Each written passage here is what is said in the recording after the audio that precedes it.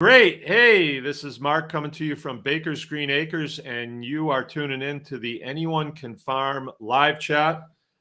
It's the Thursday night edition, so this is the time when we do interviews with people that are connected with the small farms community and the food movement and anything that we want to do.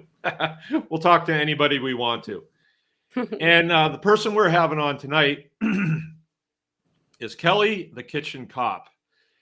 And I go way back with Kelly to about Way back. 2011, I think. Really? And I it was trying was, to think. Has it been that yeah, long? yeah. And it was during the whole feral swine debacle with the Yeah. Department of Agriculture and the DNR. And Kelly was a vlogger. Is there a vlogger back then, or were you a blogger? You are a I vlogger? however you want to say it, Mark, is fine. Yeah, but you were doing video stuff too, so I would Yeah, but call I that always just called myself a blogger. okay. Yeah. And that Well, was she just was part the of it. first one that I ever really knew, and I think we met at a Weston A. Price Foundation thing down in Detroit. I think that's where I saw you the first time. Oh, when I was speaking there, probably then. Yeah, yep. Yeah, because I spoke I at that one. remember that very well. So that's when And we met. Oh, good memory. yeah, well, Kelly had a big reach at the time. I think now you have a huge reach, Uh, but Average.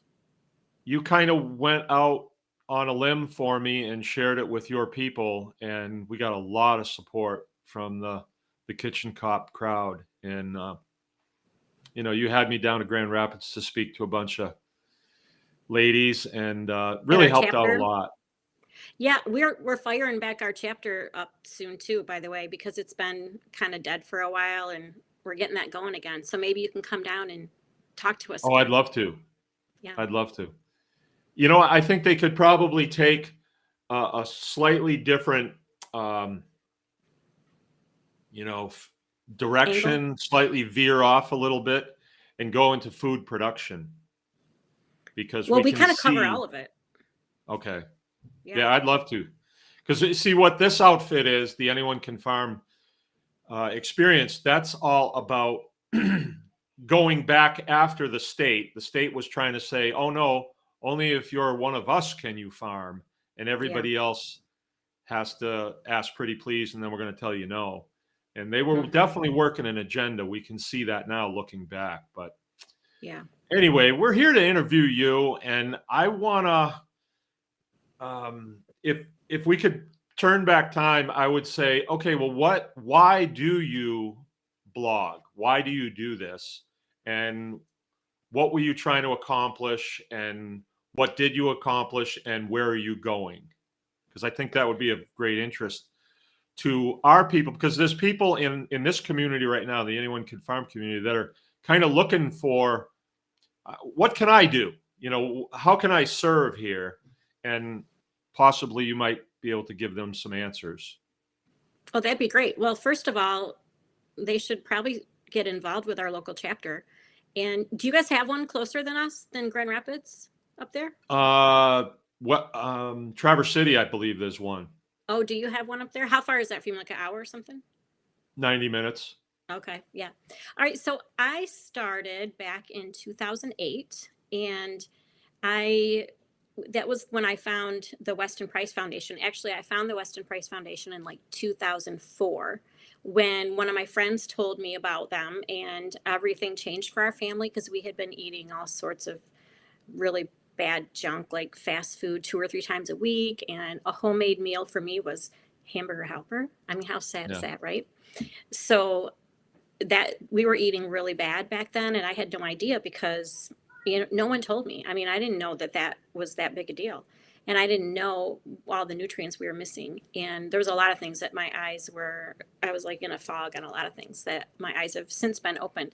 But so I found all this information and I was kind of overwhelmed and I was trying to figure out what we should be doing, and one minute I would change everything, and my husband, thank God, was so like awesome about it. We change everything, and then the next week I'm like, no, that's wrong, I guess. Now we got to do this. And he was just like rolling with it, because he grew up on a farm. So going back to these traditional foods was no big deal for him. Like raw milk was no big deal because that's what they drank when he was growing up. So anyway, he was really cool about it. The kids, however, were not really sure, because as I learned how to do all this, how to cook better, I had a lot of food flops, and they kind of put up with a lot. So now, though, I have to say, I have become a pretty darn good cook, because I've learned that when you're using these traditional foods and these real ingredients and not using all the crap, the food really does taste better. As long as just a few little tricks. It's not that hard. So I've learned over the years how to make my real food taste really good. And I don't have that many bombs anymore. Not that I don't have any, because I do have some sometimes.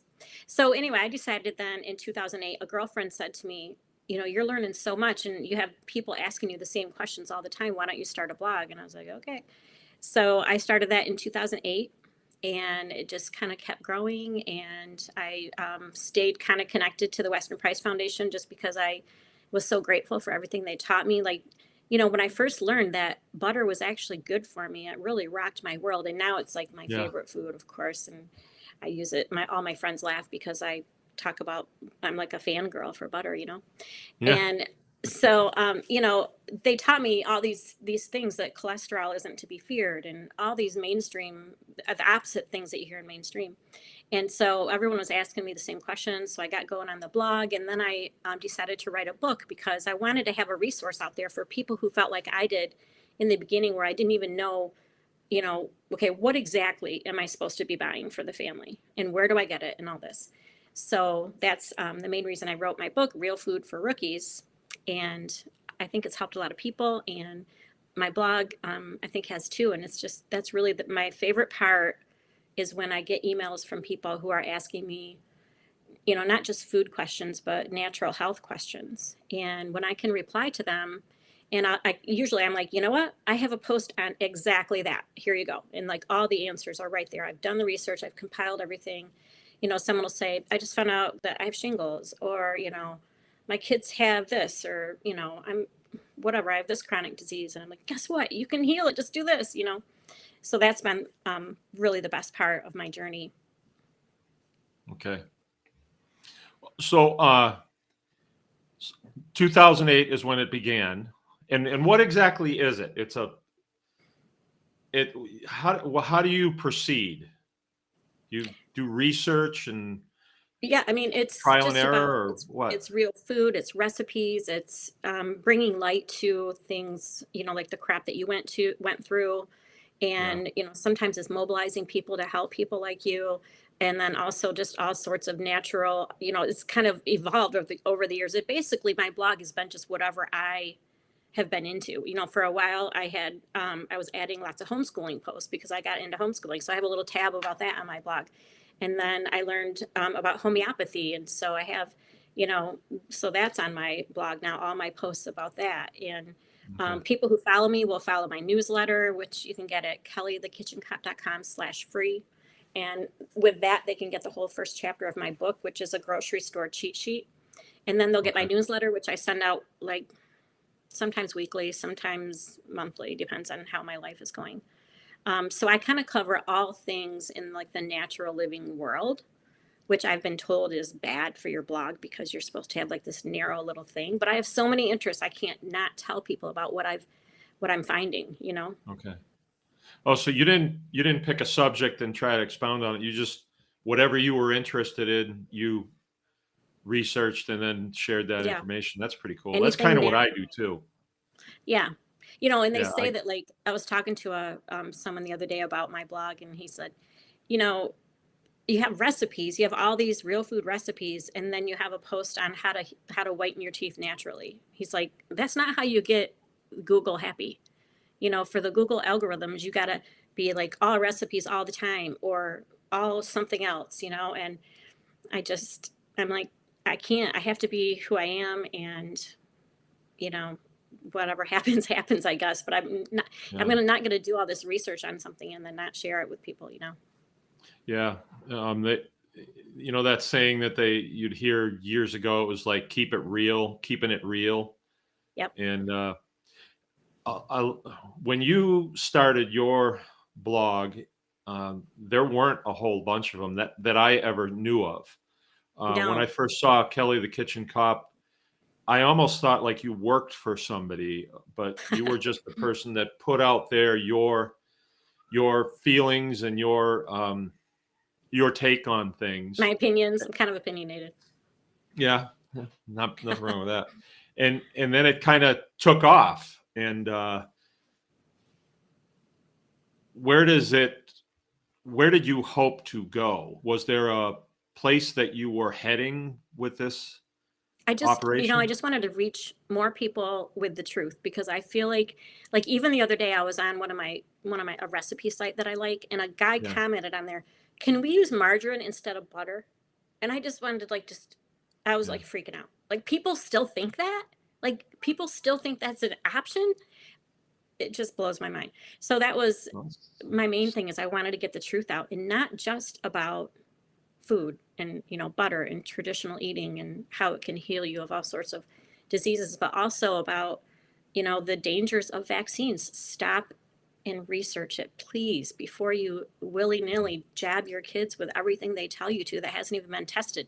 By the way, yeah. little side note, did you see RFK, the latest, where he was debating with a doctor about that? It's kind of a short, it's only maybe 4 or 5 minutes, but it's a good overview of why parents should definitely just stop and do the Yeah, research before you I jab your did see kids. that. I did see That was a that. good one, wasn't it? Yeah, I'm cautious with that family though. I'm Oh, I'm not. just, I'm not saying I embrace everything about them. I don't even yeah, know that much about them. All I know is that he's a good champion for we need safer vaccines, yeah, or how about we just test them? yeah.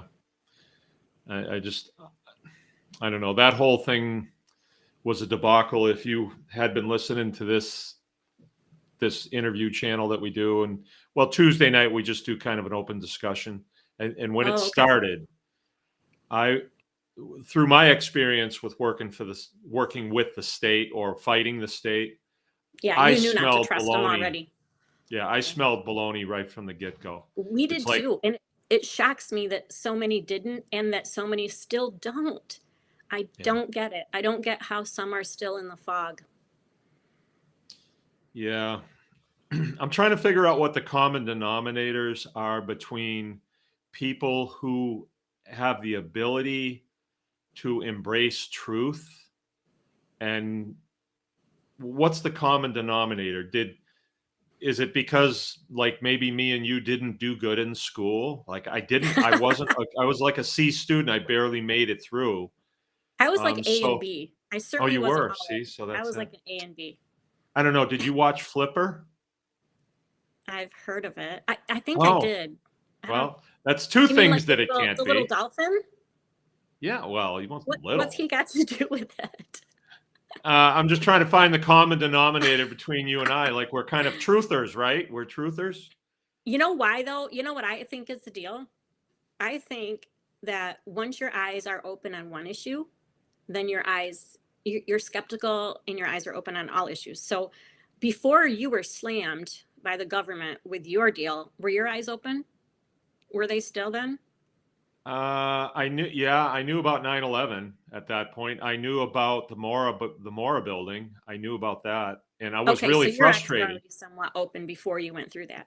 So my Yeah, eyes really were not open until gradually, as I found the truth about real food and big ag and all the crap going on behind the scenes. And then yeah, slowly I started, I mean, I've known to question vaccines almost since I started my blog, or before, maybe even before. But I didn't, I was still in the fog when we had our first baby. He was jabbed up just like everybody else. I mean, even yeah. then though, he's 30. He probably didn't have anywhere near as many as they give now.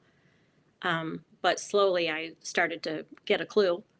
So I don't know what the common denominator is, Mark, because Hmm, it's hard to figure out. hmm. Let me know if you figure it out. No, I can't figure it out. I know people that try to out woke each other. They try to Oh boy, outdo each other in how woke they are, and that's they scary. completely disregard reality to be more woke than the next person. I don't get it, but I don't either. Maybe I we never will. I don't know. Maybe there's some evil yeah. that is clouding clouding them? I don't know. I think it is because, I am the way, the truth, and the life. I Amen. think there's something there, because truth is truth. It's not your truth or Yeah, his it's capital truth. It, T. it stands on its own. Right. And I think a lot of times, like, we can be confused about, well, what is the truth? Yeah, But, objective, subjective. People don't get the yeah, difference. Hmm. but eventually you can figure it out. There is a truth. Yep. So kind of weird. And, I'm sort of following in your footsteps because I got a little bit of a following through my struggle with the state because Yeah. it resonated with quite a few people that had been in struggles with, entities like that. And so we didn't really have anything to complain about anymore. So we just started to share the truth about homesteading and farming. And as we went further into it, we started to realize that most of the cages most of the cages that we're in, we walk into them and we slam the door behind us. Hmm. It's all right here. And I think it starts when we're in elementary school, where you get worried if you're out in the hall without a pass in your hand, but like I have my nephew is visiting, niece and nephew are visiting, and they're wanting to get into the farming business like we are, and they've got pretty high speed jobs on the outside, but they can't get over this thought that somebody's going to wheel in their driveway, like a SWAT team, because they're growing peppers in their front Because yard. they saw what you went through, you mean? Yeah. I went through what I went through because they pushed and then I pushed back. Like, I wouldn't bend the knee to them. They said, you will stop this, you will cease and desist, or we'll arrest you. And I said, do it. Go ahead and arrest me. Wait, can we just pause? And Mark, Yeah. will you tell people, and your people all know, but in case I share this video, can you tell them just real quick what happened to you so they know what they were after you because of the breed of pig that you were raising, right? Well, not really when you get right down to it. What it was Okay. in 2011, the Department of Natural Resources employed the Department, well, no, the Department of Agriculture employed the Department of Natural Resources to put a stop to anybody who was raising pigs outside of confinement. And confinement is those massive Factory confinement farms. houses where they have thousands of animals, and it's gross. They don't see the light of day, Crammed and in really, together. Yeah. Inhumane. yeah, it's so anybody that wasn't raising their animals that way, pigs, they said that's dangerous to the environment, and your pigs could go feral if they got away. And so to keep them from going feral, you've got to stop raising pigs. And then they gave Oh, a it wasn't list just the of, kind of pig? well, no, they gave a list of characteristics of what a Oh, feral that's pig right. looks like. Okay, I remember now. And if your pig had even one of those characteristics, then this is how they word it. They love doing this. They say you could face fines of up to $10,000 per animal. You could, Wow. you could go to the bottom of the ocean and see the Titanic. You could, Mhm. not likely, but that's how they word it. And then in our our minds, we say, oh, we're going to get a fine of $10,000 per animal. Could means, yeah, we're going to try, or we're going to tell you we're going to do it. But anyway, I had just gotten out of the service, and I was still pretty wired, and I was still pretty I'm pretty stubborn. I'm pretty Irish. I was still drinking back then, and I just was still kind of on the fight, and I didn't like some person from this government saying you can't do something because we friggin' say so. I just didn't like that. And Yeah. even though I thought that we might be heading down the wrong way, I just wanted to fight. I just wanted to get into it with them. And So we told them, no, we won't depopulate our animals. They belong to us. And they said, well, we'll arrest you. And I said, go ahead. They said, we'll fine you. We'll take your children from you. We'll put a lien against your property. All these things. They're dirty as hell. They coerced my lawyers. They've got an unlimited supply of dollars is the thing, because dollars are fake. I'm sure you know that by now. Oh, yeah. I mean, and they could use anything that they had at their disposal. But the problem that they had was most of the people that work for the state, like state attorneys, they're there because they're not really overachievers, and they're receiving their paycheck whether they get the job done or not. So they're not real good people. They're not real good at what they do. And so we were able to figure out what they were up to. And I wouldn't have been able to sell this narrative 10 years ago, but now I certainly can. They were trying to shut down small farms is what they wanted to do. And they tried to say in court, they actually uttered these words. They said that farming is not for the non-professional, for the amateur, is what they said. And Wow. we, of course, have been through, the state universities. So we're the people who can farm, and only us. And that's why this is titled Anyone Can Farm, because we're throwing it back in their face and we're saying, no, you're wrong. You see, I'm still farming. You didn't get done what you were supposed to do for whoever. I don't know who they're working for. But now we're gaining people into our ranks that are farming. And yeah, you can put a guy at the door of Myers and not let us in if we don't have a vaccine. It doesn't matter. We just won't go. We'll do our own, and we'll put them out of business, because there's way more of us than there are of you. And we're on to you at this point. You go get your vaccine. Go get a booster. So we prevailed in that. How did you ended up winning the court case, so right? We did. And this is what I try to impress on anybody that I come in contact with, is that the U.S. Constitution, which I mean the federal Constitution, and specifically to our application would be the 4th, 5th, and 6th Amendment, mostly the 5th, is the supreme law of the land. And there's no discussion.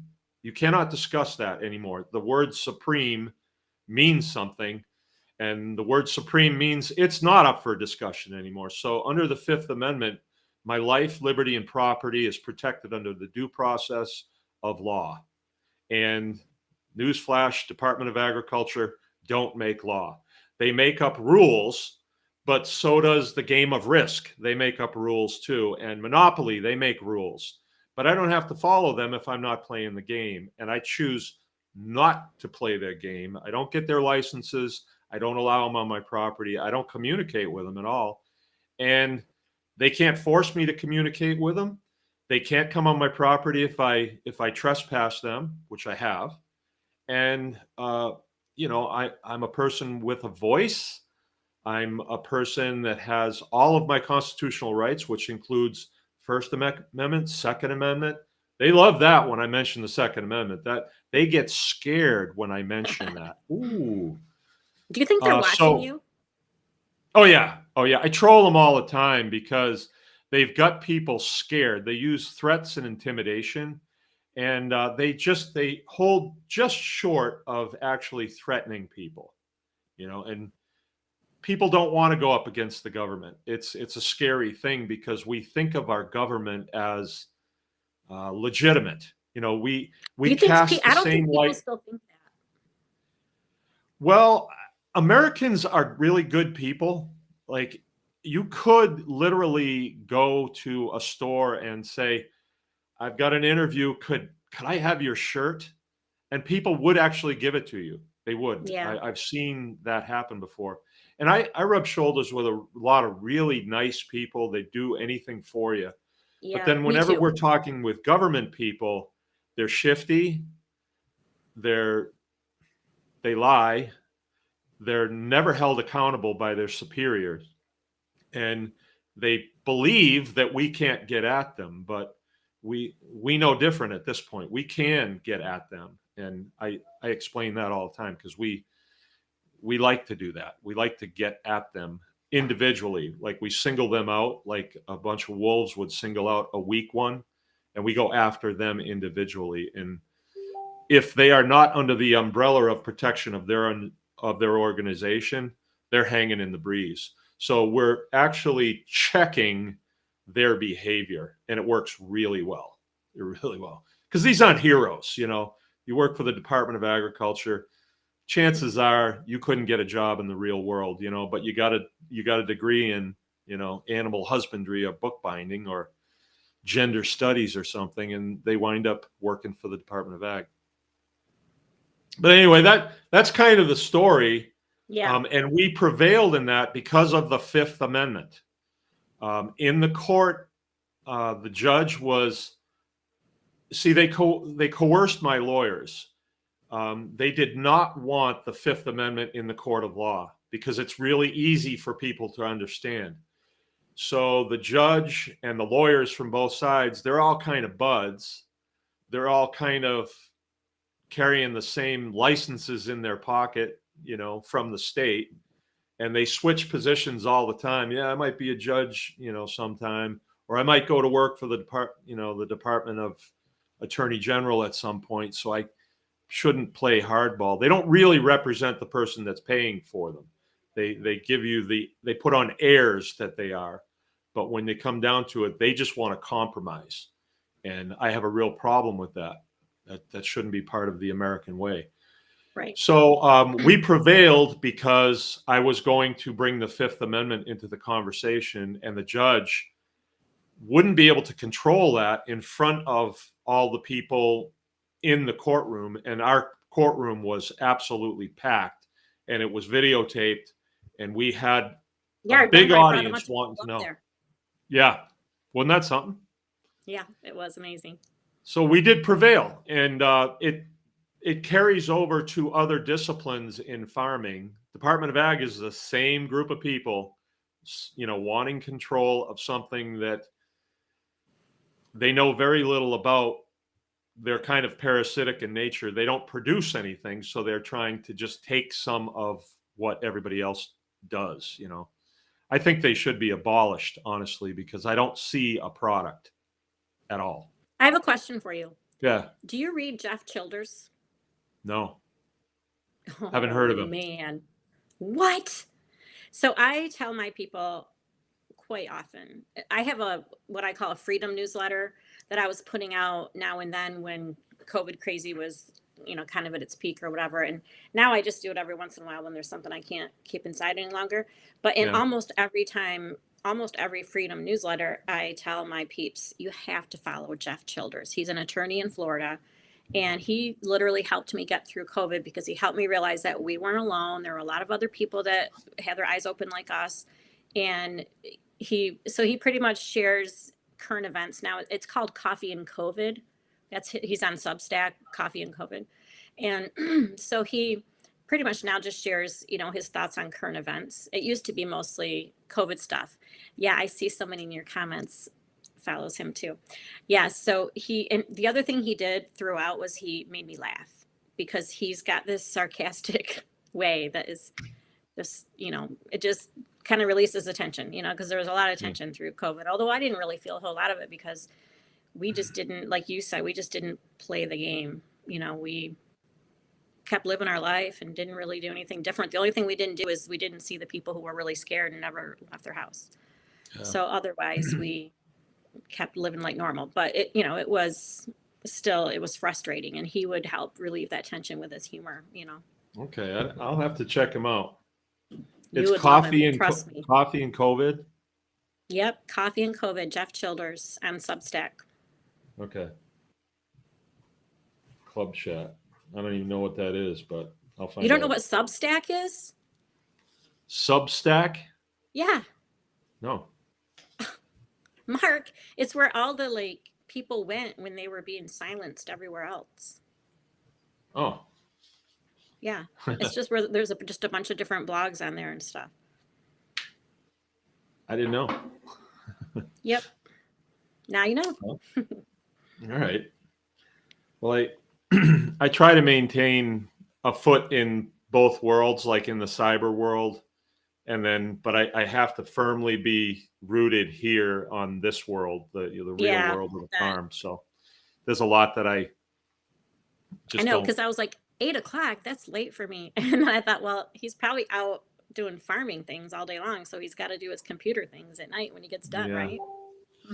Yeah, we tried going earlier, but a lot of our farm peeps are, they're still Yeah, working at that time.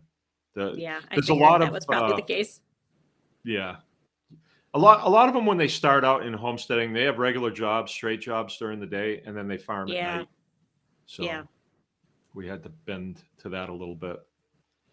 So tell us, where are you headed? Where are you going? Like, you're not getting out of the vlogging game anytime soon.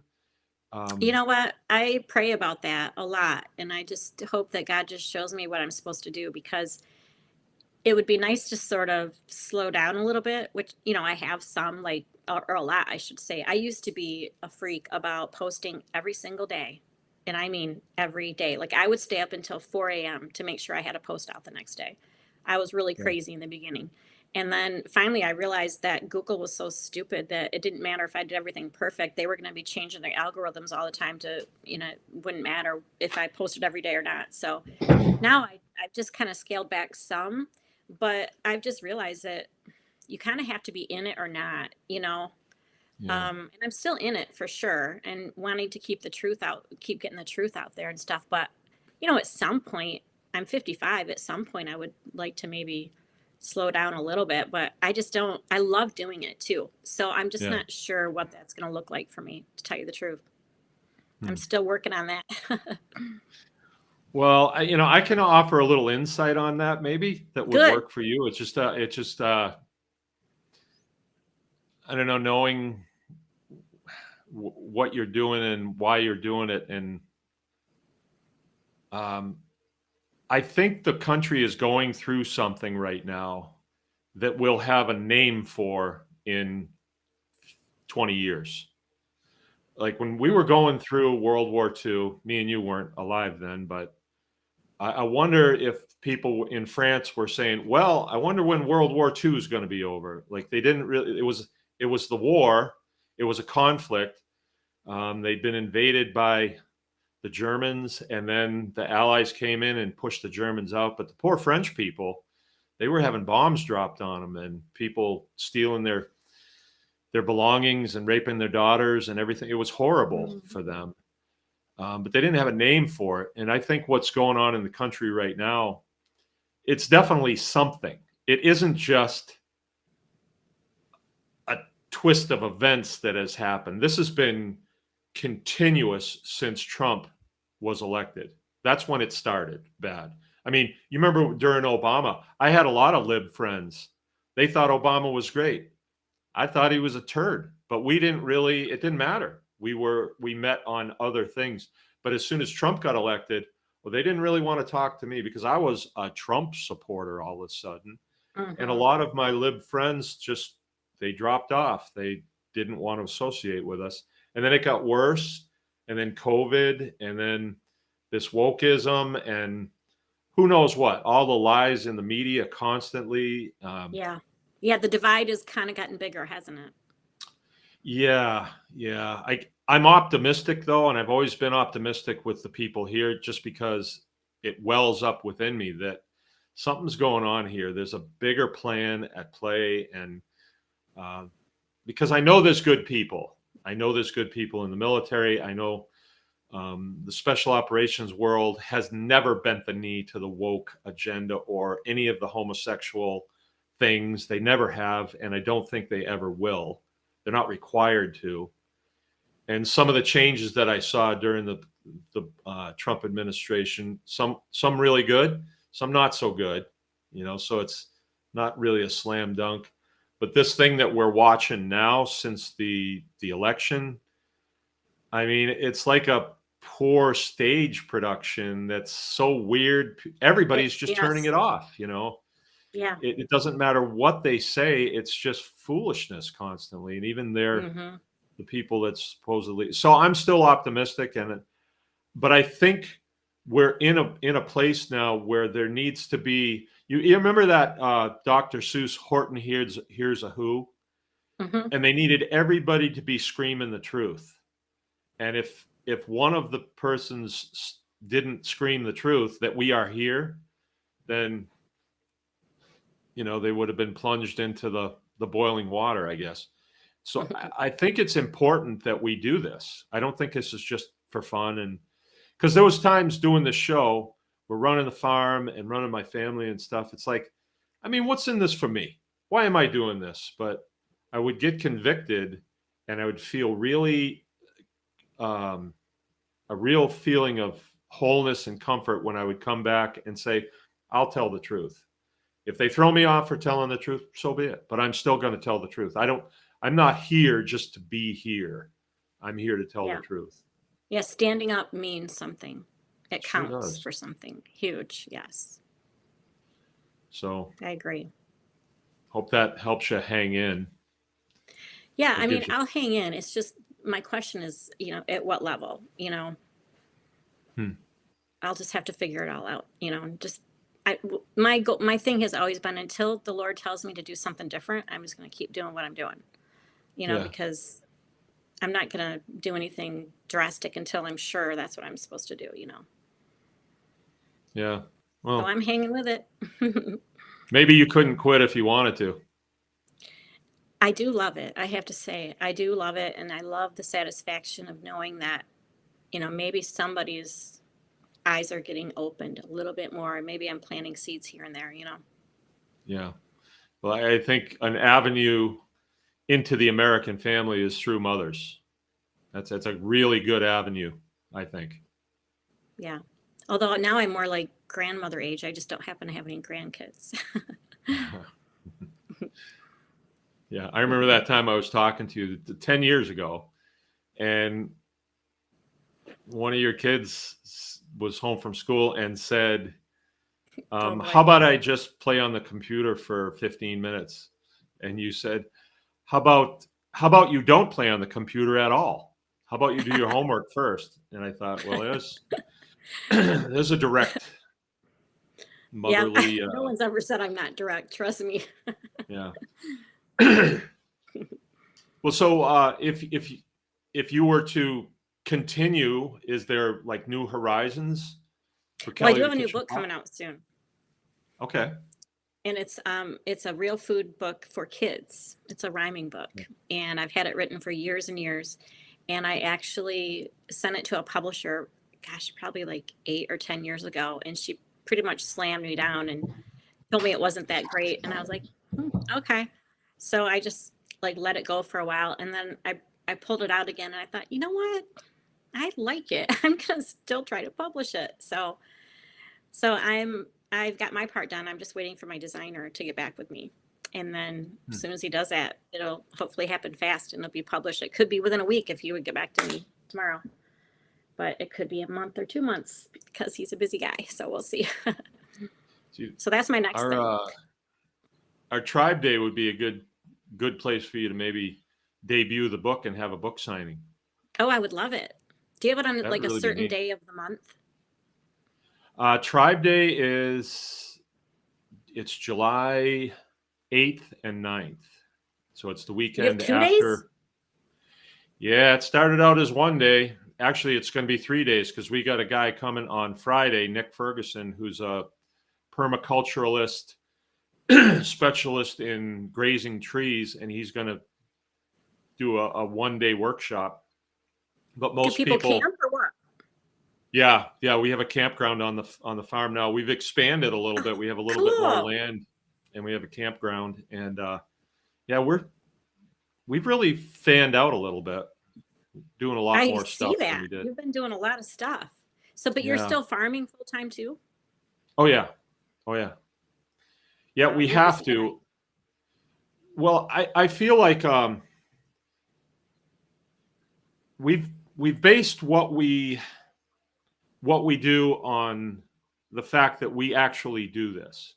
There are truther people out there that they walk in the woods and they show you that their tools and stuff, but you don't actually get to see their homestead, so you don't know if they're actually doing the thing. I And love they that. lose me. I Yeah, don't, you're transparent about actually doing it. yeah.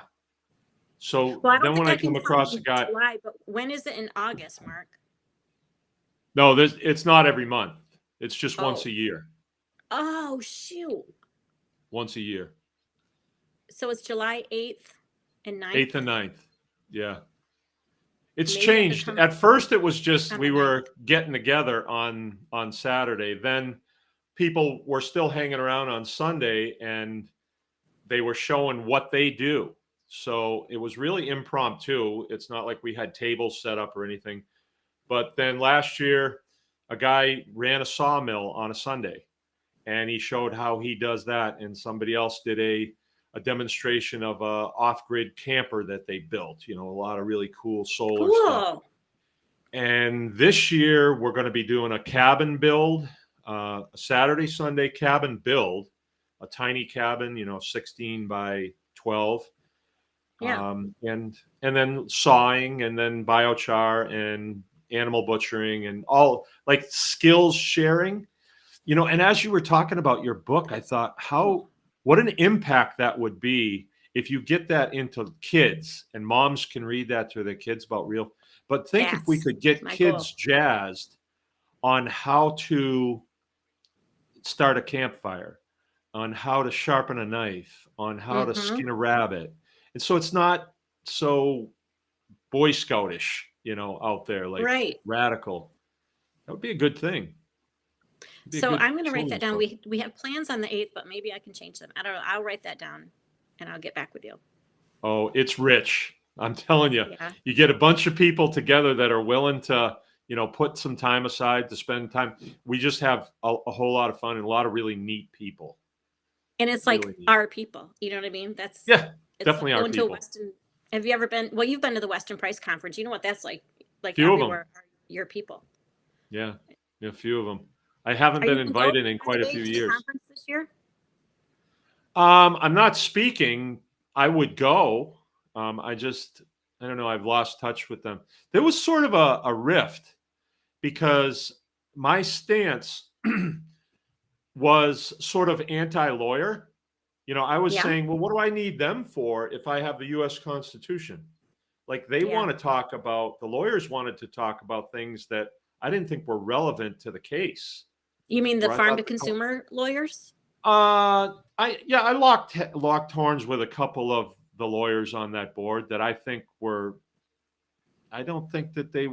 I don't know where their head was, honestly, Hmm. and they didn't want a lot of dialogue about the U.S. Constitution at the conference, where I think that should be the first and foremost thing that we talk about because the Fifth You would Amendment think. is Yeah. actually our guarantee to our process to farm. Mm-hmm. And they seem to want to think that they can negotiate it for us. And they're like, no, I don't think I want you to negotiate it for me. I got Yeah. this, and that's what I Mm-hmm. did. And look what happened. It was all And I good. don't have to be in a court anymore. When I get some regulator that comes along and says, you can't do that unless I say you can, I just ignore them and continue to do it. And then it's kind of like the Walmart guy that tells me I can't come in the store without a face mask on, and I just keep coming. Like, okay, now it's your move. I'm not stopping. I'm not going to listen to you. What are you going to do now? And Mm-hmm. the thing is he's not going to do anything now because he can't arrest you. He cannot throw the cuffs on you. If he touches you, he may wake up a couple days later, if he touches you.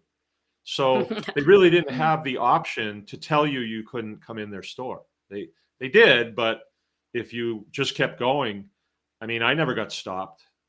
Yeah. I just didn't allow them to stop me. I just kept going, and just to see how ridiculous that they would be yelling at me, and then a couple Karens joining in.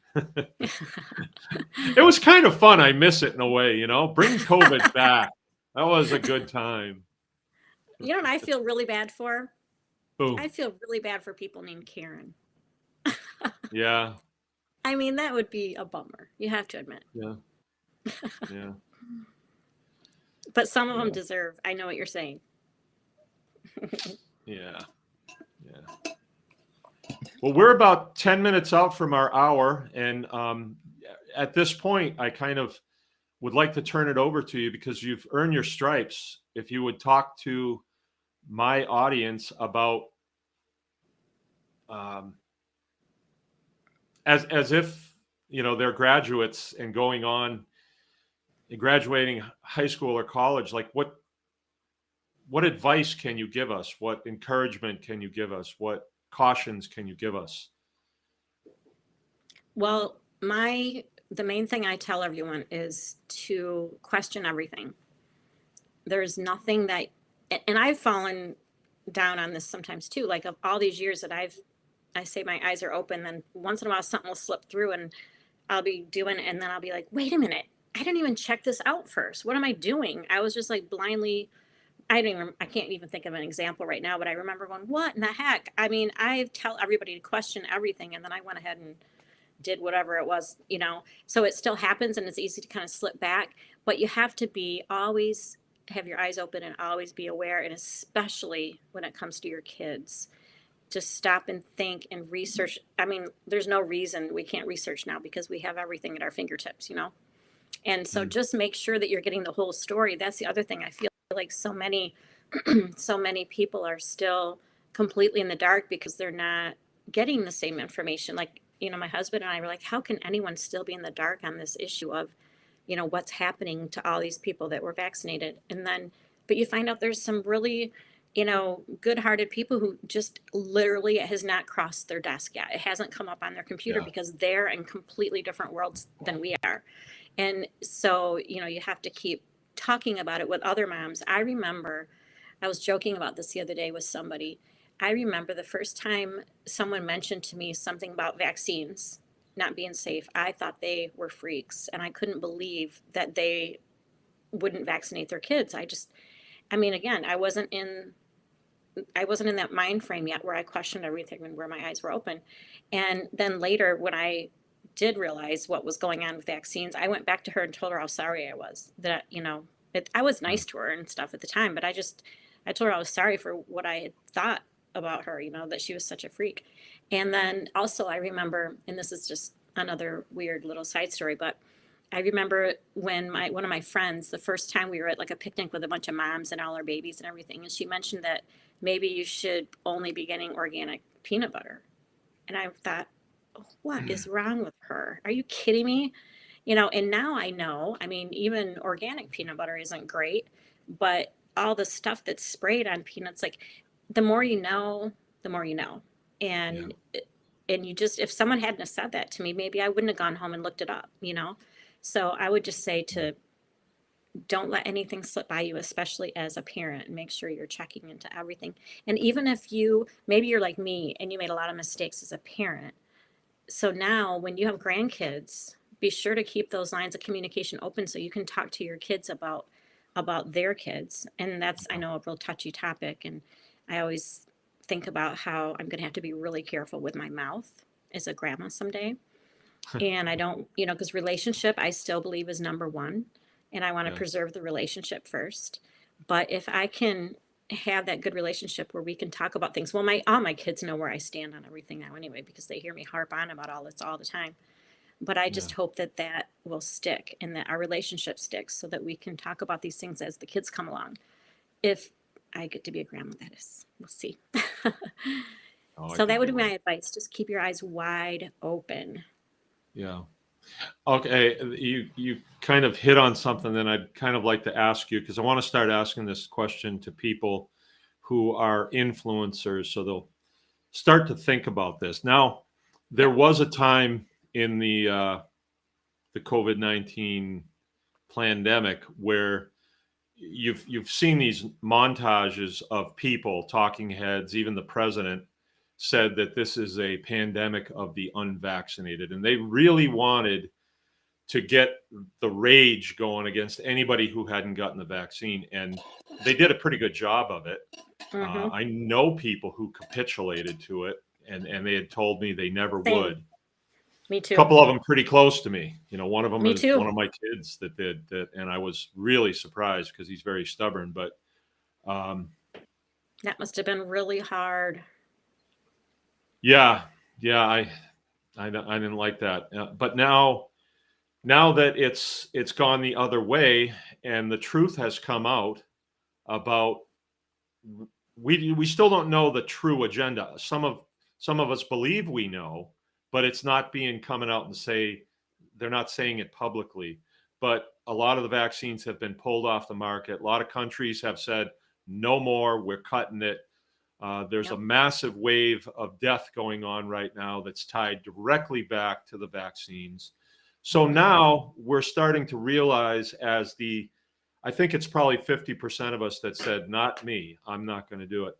Is You the think it's rage? 50%? I wondered. I always heard 30. I wondered if Yeah, what well, the number they was. lie, and if you just poll the people that it Yeah. seems to me about 50%. But I that's know, but that's I my I wondered world. though if that's because our friends are more like us. I don't know. Yeah, it could Maybe be. not. But will rage go the other way now when we start to have loved ones that pass away, and we know it's from the vaccine, and they got the vaccine because their physician that they had seen for 30 years told them to? Are we going to view that physician as innocent here? Are we going to say that, well, he has plausible deniability because he was just doing his job? I'm wondering. Well, this is what I see happening so far that frustrates the hell out of us is that, the pharmaceutical companies are so slick that all these problems with everyone that they can't tie it back perfectly to the vaccines. I mean, we all know that, the numbers on the charts are crazy for how many young, even just young soccer players who are sadly just dropping dead. I mean, that hasn't happened before, right? Or people dying in their sleep, you know, of heart issues or the turbo cancers and all these things. We know that they're on a huge rise, but everyone else just thinks, oh, that's so sad, so and so. I've never seen a cancer, go that fast before. But nobody puts it together. Now, I always back that up by saying, yes, people died of cancer before COVID. People died of, dropped dead of heart attacks before COVID. Before people always had these issues. But what's different is the number of young people who are dropping dead of heart attacks. That is not how it used to be. And the other thing that's different is the number of the turbo cancers. And there's so many other things too, the autoimmune disease. But see, I don't know if that rage is going to happen because none of it can be perfectly tied back to the pharmaceutical industry. No one is able to do it. They're so smart that they can get away with this. And so I don't know if the people are going to connect it, honestly. I haven't heard one person connect it. And well, I shouldn't say that. Online, I do, but the people that I know who have lost loved ones, around me, nobody puts it together as just how sad it is. And it is, of course, it's terribly sad. And I'm not saying for sure it was the vaccine, but again, Yeah. that's the problem. How are we ever going to know for sure? That's what irritates Well, me.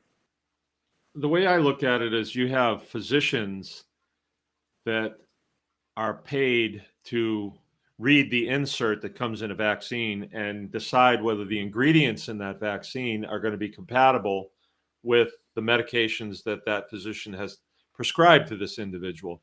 But Yeah. if the insert is blank, how can they say that you should still take this with a clear conscience? That's not a clear conscience. That is, they've made a willful, negligent decision and advised you to do something that could have killed you. And if I was one of those physicians that did that, on the very first time I did it, I'd say I'd know that I did that. And then when people start dropping dead in the community, I think I'd be very concerned. I would be very concerned for my welfare, with that in mind. Definitely. Yeah, I don't know. There's a time for those things. I think rage is building with a lot of these entities that have done these things. It Oh, should. It yeah, definitely I should think be so. building. Hmm. There was It was a drop that came long time ago when Q was a big deal. The Q clearance deal that the mainstream media made such a big deal out of disclaiming it. But funny thing, they never disclaimed Sasquatch, but they thought that was, you're just crazy if you believe in that. And but one of the drops was, a time is coming when these people will not be able to walk the streets. And every time we hit another breakthrough point in this weird movie that's going on, I say, well, it's not me that they're talking about. It's not me there. It's not me there. But I start looking at them and I say, yeah, it's you. It's you. Yeah, you're in danger right now. And I don't think that we are in a place where our job is to punish them, but I think they're going to punish themselves. They won't walk the streets because they'll be too timid about it or just too ashamed to walk the streets. Well, if they could even publicly apologize, that would go a long way too, because on one hand, you can have some empathy. I don't know about, doctors who didn't look into it or they knew it wasn't tested. That would be a tough one. But a lot of people, just like I am looking back, and when I fully vaccinated our oldest child, and I was blind and stupid and didn't take the time to look, and a lot of people were just duped. But if they can come clean, I think that goes a long way. But again, the doctors, that's a tough one. I can't give them a pass. I just can't. The ones that didn't, that's their job to be sure what they're doing is, first do no harm and all that. Yeah. But nobody knew how far this was going to go. We thought, hey, there's the potential that we can't move if we haven't gotten the vaccine. There was the potential. Yeah. And there was way too much pushback because people weren't going to put up with it. Mm-hmm. There's kind of another principle that I kind of like to put out there now and again that I'd like to share with you. Like when terrible things are happening, and you go back to the films that you see of German guards putting people in train cars, and there's just one or two guards, but they do have rifles, and they're moving lots and lots of people. And like now we have the benefit of knowing that a lot of those people were going to their death. And so you would act differently if you were sure you were going to your death. Right. And I think at that time, if those guards who are not really, they're not dedicated to the cause, it's just that's where they got stationed when they joined the military. If they were held accountable, and I mean, if you held them accountable like right now, immediately, then there's nobody to put the people in the train cars. We have a tendency to say, well, my congressman needs to go to the top and get this figured out.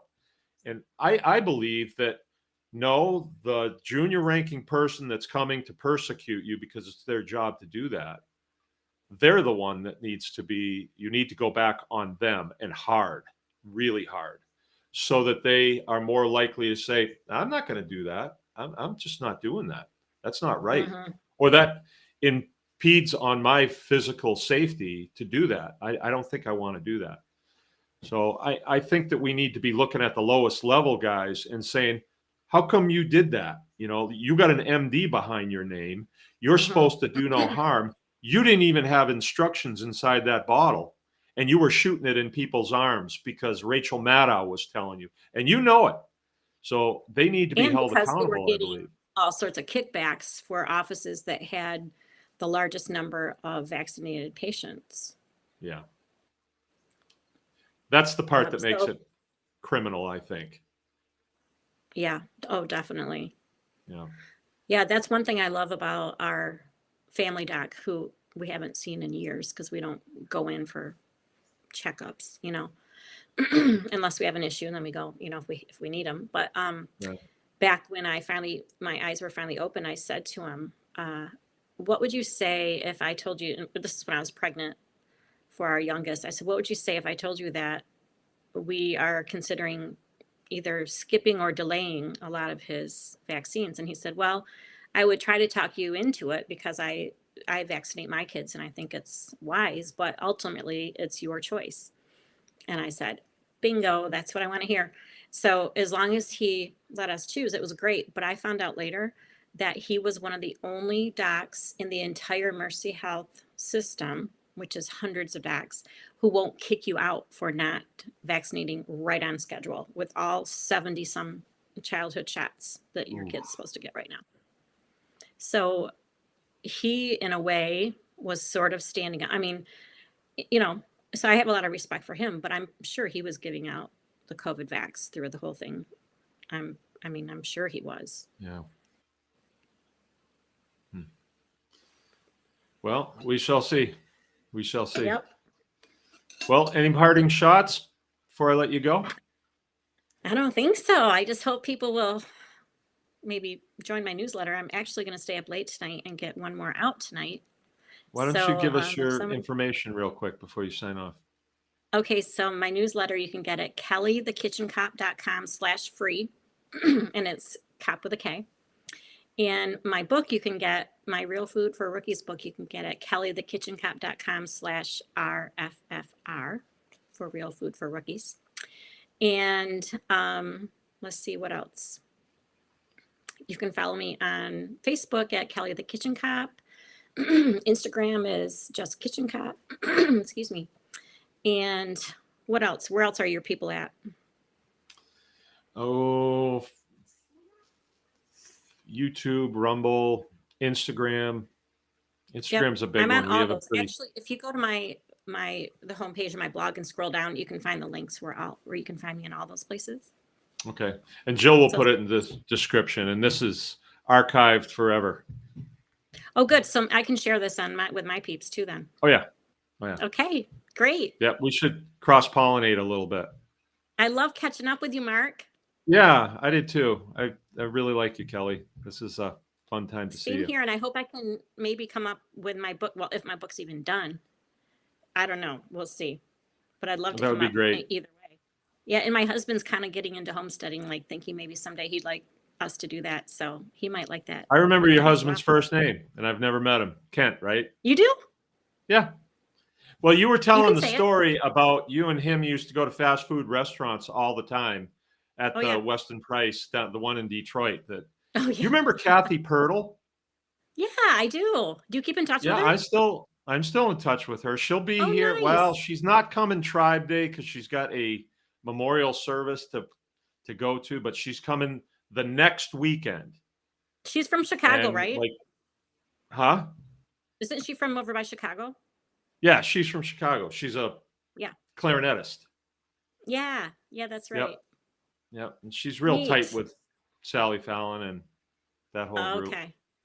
Yep. Yeah, you should come to the conference. I'm going to go. It's in October in Kansas City. Kansas City, huh? Yeah, I think your people would love that too, because like I said, it's all our people.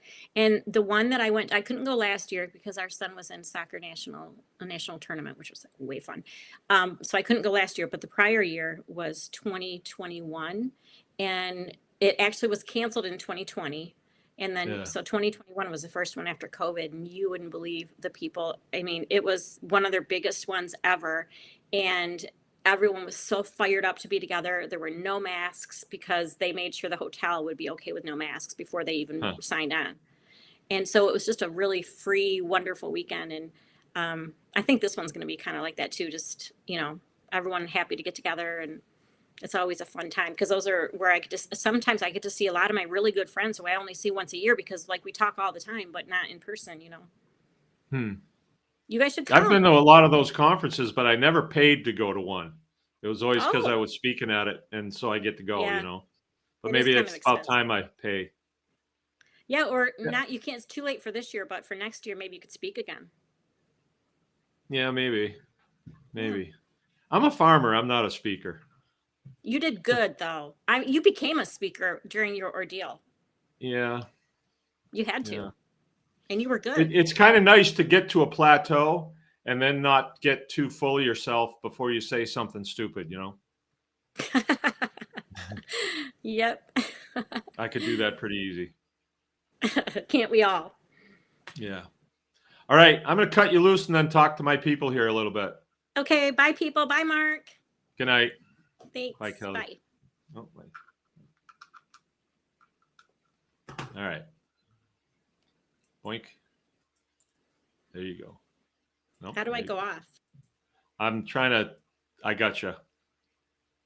So now you can probably still hear me, but then you can sign off completely, but my people can't see you. So what I'm going to do is I'm going to go through the comments a little bit, and then I've got a few things to brief about Tribe Weekend that's coming up, and then say good evening. I kind of like to see who's with us. Catachrome, Belva, Declare Homestead, Abundant Living, Health Coach. That's my wife. Oh, Jill's saying that sadly we don't have a chapter up here. I thought we had one in Traverse City, Jill.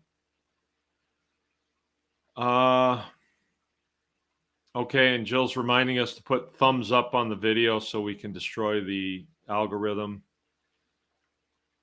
Catachrome says, sadly, because it's easy to bow down to the comfortable rather than stand up and push forward. That's only a temporary thing, you know, that if you bow down to what is comfortable at the time, it's sort of like telling your mom you don't feel good and you get to stay home from school. It feels good until about 9 o'clock. And then you start thinking about your friends at school and you'd be there and recess is right around the corner. And no, you got to do what's right all the time. Okay. Inga says it's hard to wrap your head around the fact that everything taught in college might be incorrect, especially when they're called professors with certificates. It's ironic, but it's the way it is. I mean, it's reality.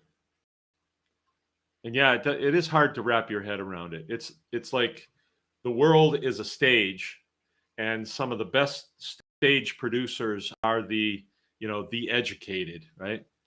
Okay, Catachrome says, yeah, the appeal to authority is a tough one to push past, but it's the childhood thought that they were supposed to be trusted.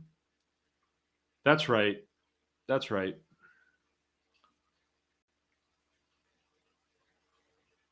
I remember that part in the movie, the Star Wars movie. I don't remember which one it was, but I know it was Obi-Wan Kenobi. Got stopped by a couple of stormtroopers, and they were looking for some droids. And he just said with authority, these are not the droids you're looking for. And the stormtrooper's like, oh, okay. All right. And if you don't have that mindset, like, I know I'm in the wrong because I don't have a hall pass here. Instead of a hall pass, you have the 10, you have of rights. The first 10 statements in the U.S. Constitution, you have those. And then some wieners trying to tell you you can't plant tomatoes in your yard. You look at them and say, I can plant in my front yard. Now, run along. Don't you have some dusting to do? It's the same thing. If you know your Bill of Rights, you don't have to be worried about the stormtroopers. They're not a threat to you if you have the Bill of Rights. But you have to own it. It has to become part of you. I have the right to free speech. I have the right to free speech. I can say what I want. I can make fun of Bruce Jenner if I want to. I can make fun of Obama. I can make fun of Trump if I want to. Make fun of my friends. I can make fun of anybody I want. I can say any word I choose. Any word. And you can't tell me that I can't. You can say it, but I don't care. I'll say it again then. All right. Okay. Catachrome says, yeah. Okay. I think just for that reason, the ones that question it are called conspiracy people, to go against the common sense. You ever notice, though, some people who are really into conspiracy theories, really conspiracy theorists, or really into the twists and turns, of it must be the Russians or this or that, they're really into everything. Sometimes they have a storyline too that they stick to, and they're immovable off something that might not exactly be true. So I'm a little careful when I come across one of those types, because it can be just as bad as ones that adhere to everything that the mainstream says. You need to put a mask on, I'll put two on. You know, we were taught to respect teachers and authority, etc. And I think that is a good thing. I think that is a good thing, but I think there's like a hangover from that. You know, there's no way a boy in second grade should be telling the teacher, well, screw you, babe, I'm going to the bathroom because I say so. That shouldn't be happening. But the mindset should be, you know, someday you're going to be an adult. And then you just get up from the class and you go to the bathroom, or you go before you come in, or you go after. But if you're not here fast, you're going to be missing out on it. Instead of this, I heard somebody talking today about a traffic stop. And she said she was so nervous that she couldn't get her driver's license out of her purse, and so or her wallet. So she just handed the wallet to the state trooper.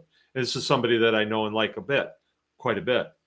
And I thought, well, why are we afraid of state troopers? That's not how it's supposed to be. You shouldn't be afraid of them. But that's coming from us. It's certainly not coming from anything that they're doing, or it shouldn't be. So I think our mindset needs to change towards authority. And it's sort of like, you know, if, I had an incident today, actually. And I don't know as I handled it quite correctly, but I thought, I was just able to quickly put it in perspective. What it was there was a man that needed to back a truck up into my driveway. And I said, can you back that up right here? He had a trailer on.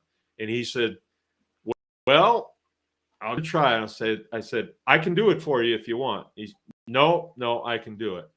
He's backing it up and he jackknifes it. He pulls it forward, jackknifes it again. And his wife's standing there. And I said, do you want me to do it for him? And she says, no, he's got plenty of experience. And I just said, really? And she let loose on me about being disrespectful to him. And he was in the driver's seat. He didn't hear what I said. And turns out he has all kinds of problems, physical problems, and he can't see. And he's trying to back a trailer up. And I'm like, hey, you don't have the right to come unglued on me, you know, to tell me that I'm being disrespectful. All I said was, I don't think he can do this. And it's, well, maybe that's not a great example, but it seemed like, you're not my mom, you know, you don't get to tell me things like that. There was another incident not too long ago where a guy kind of got crummy with my wife over something. And I had to set him straight to the point where I'm not allowing him to come over here anymore. It's like, you don't get to talk to my wife that way. That's not something that you know, and he's probably the kid that in the second grade jumped up and said, I'm going to the bathroom and screw you. But no, I think that there is a time and a place, and it's a give and take on respect and self autonomy. Like, I'm not going to wait for you to give me permission to do this. I know it is a correct thing to do, and so I'm going to press on with it. You know, I'm not waiting for your permission. You know, like you just don't. But sometimes you don't know if it's a good thing to do, if it's a correct thing to do, and then that time you could say, hey, is it okay if I do this? And that might not be the same as asking permission for it, but you're just not sure.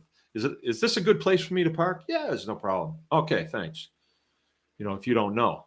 But I don't know. I don't know if I'm explaining myself very well. My sister is a teacher and she's the worst. She believes a scholarly article she reads and questions nothing. She merely passes out students to what she's read. Okay. I know what you're saying, Inga. I know what you're saying. Okay, Andy's here. Zumwalt, about time you got here. Belva's with us, says she listens to Childers. I wrote that down, so I'm going to look him up. She seemed pretty adamant that I needed to do that. Yeah, that was the safest. COVID was family began to treat me different because of the lies. Yeah, there was a lot of tragedy. I'm really glad that I didn't lose a parent during that time, because I'd probably be in jail. Without autopsy, you can't know, sadly, and no one wants their ones to be filleted. Well, I don't know if that's true. I mean, testimonies that we're hearing coming out of the embalming facilities where they cut into these veins, to embalm these people, and they're pulling out big, long chunks of squid, it looks like. Kelly the Kitchen Kop, we need to do the right thing all the time. Thanks, Kelly. Wow, that's cool. Still friends with her after all this time. Proceed with authority. Okay. Kelly says, I was going to say another thing Jeff Childers says, are there any conspiracy theories that have not been found to be true yet? I can't think of them. I can't think of them. That's further testimony to the statement that this time that we're in American history is the Great Awakening. The Great Awakening. And I believe it is. I got on cue like with the first few drops, and the reason I got in on that was kind of some strange events that happened. And that I wasn't just somebody that looked on from the sidelines and said, we should do this. I wasn't doing that. I ran for county sheriff in 16. I ran for county sheriff, and I don't think I will know now, although we may, because we in this county we have Dominion voting systems, and my son and his wife live in a township where I got 0 votes, and I don't know. I didn't believe that was because we had a lot of enthusiasm for our campaign, and the current sheriff that we had at the time, people really disliked him a lot, and lost by not too much. Like it was very close, and people that looked at it at the time just said, I don't know about this. This just doesn't look right. But it was really, for me, I felt like that was what was supposed to happen. So I just accept it. And it was easier for me to accept when I got in close and I started going to these county commission meetings, town meetings and stuff like that. It's like, this is disgusting. This is absolutely disgusting. And that's when I started to realize a lot of the people, not all, there are some people that feel duty bound to serve in those capacities, but the majority of them had nothing better to do. And it's like, oh, there's no AA meeting tonight. Well, I might as well go here. They had nothing better to do. And not real intelligent people, not real, not what I would call team players. If of us that serve in a leadership position do so because we're looking out for the weaker members, and we try and give them the best life that we can, or help them to achieve the best life that they can. Our job is not to oppress everybody and stomp down on everybody so we can stick our head up just a little bit higher. And that's what that crowd was about. And honestly, at that time, if I had been elected sheriff, I was not equipped to deal with that. I did not understand that mindset. It's very much a civilian mindset, and I hadn't seen it enough. But I was exposed to it the whole time during the campaign. And when I lost, I was kind of like, whew. And then this whole ministry took off right then. So it gave me a perspective that I wouldn't have had otherwise. Will I run for county sheriff again? I'm probably better equipped to do it now than I was then.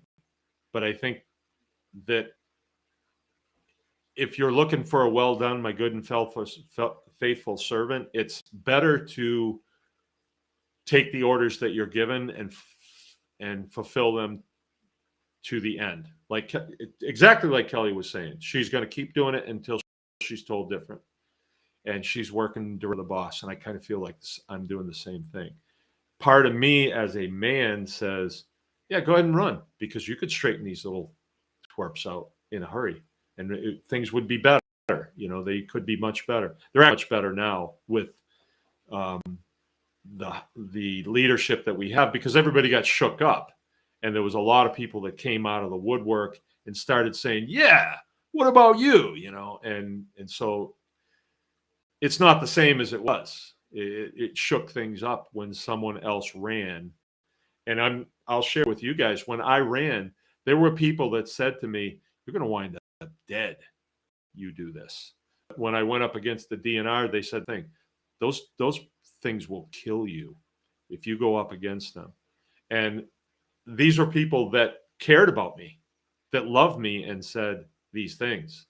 And I had to disregard what they said, not because it was like I totally John Rambo or anything. That was not why I did that. I just thought, they've got to be wrong. I have to know.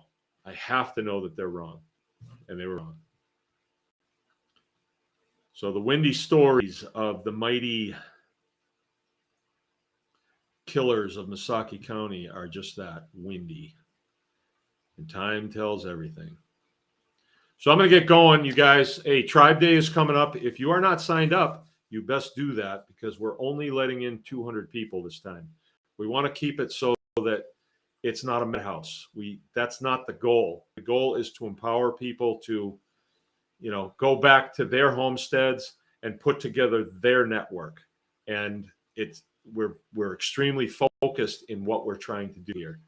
And what is that? It's right here. It's right here. It's anyone can farm. Anyone can farm. Let's define farming. It's the production of carbohydrates and proteins. Is there any limit? No, there isn't. So let's not talk about this hobby farming or anything else. Every calorie that you produce is an important calorie. Every voice, every little bit of effort. If people are going to come on and say, well, what's the point? We're all screwed anyway. Then go jump off a building. But we don't need that here. We don't need that. That doesn't do any good. You know, we haven't lost this battle, not by any means. As a matter of fact, there's every indication that we are winning this battle, right? We're winning this battle. It's just like, which side do you want to be on? You think the forces of good are going to lose? The forces of good, you think they're going to lose? I don't think so. I don't know how you could say that. Has anybody noticed lately, you're on Facebook and you don't see all these factor stuff anymore? Does anybody notice that's kind of gone away? Maybe it's just me. All right, I got to get going. We'll see you guys. Remember, anyone can farm. Time to put the pedal to the metal as far as your prepping goes for the next season. Next season could be a windy one. Who knows?